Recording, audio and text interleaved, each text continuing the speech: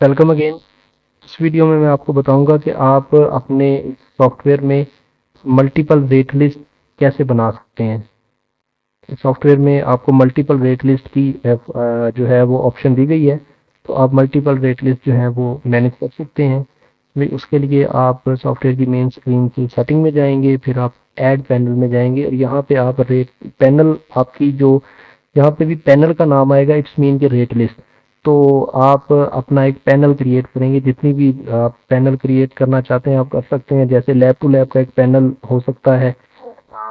फर्ज करें आपके पास दूसरी लैब से कुछ टेस्ट आते हैं, तो आप उनको डिस्काउंटेड रेट पे करके देते हैं, तो आप वो जो डिस्काउंटेड रेट उनको देते हैं आप उसकी एक रेट लिस्ट बना लें।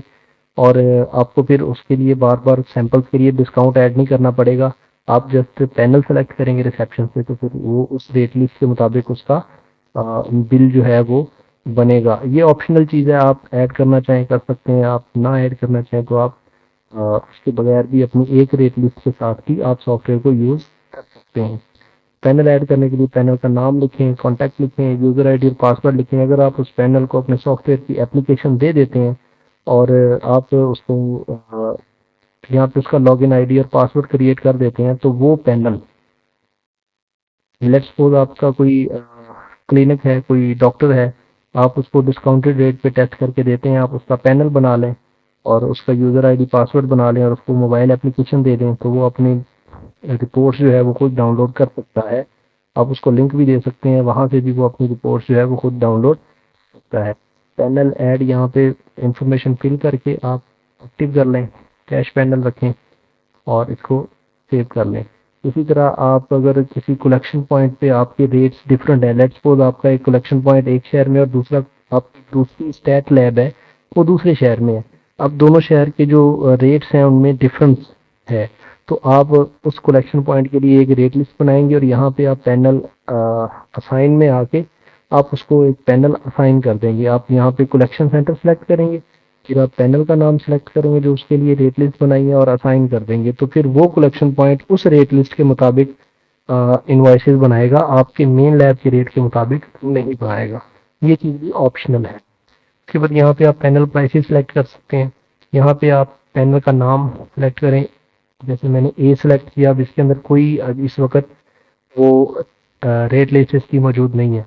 अब यहाँ पे ऊपर आपके पास ऑप्शन है इंक्रीमेंट और डिक्रीमेंट का। लेट्स सपोज आप ये जो आपके जो मेन के रेट हैं और ये पैनल जो है ये 20% कम रेट पे टेस्ट करेगा, तो आप यहाँ पे या 20% कम अपने जो टेस्ट हैं उनसे 20% कम की आप बनाना चाहते हैं, तो आप 20 लिख दें और डिक्रीमेंट क्लिक करके आप जब अथराइज ऑल करेंगे तो फिर ये सारे के सारे टेस्ट 20% कम रेट पे ये एक नई रेट लिस्ट बन जाएगी। जैसे ही आप देख सकते हैं अभी मैंने 20% डिक्रीमेंट किया है, तो टोटल लिकोसाइड काउंट का रेट इधर 200 रुपये है और जो हमने नई रेट लिस्ट बनाई है उस पर 160 रुपये, तो ये 20% कम हो गया। इसी तरह आप इंक्रीमेंट में भी जा सकते हैं, डिक्रीमेंट में भी जा सकते हैं।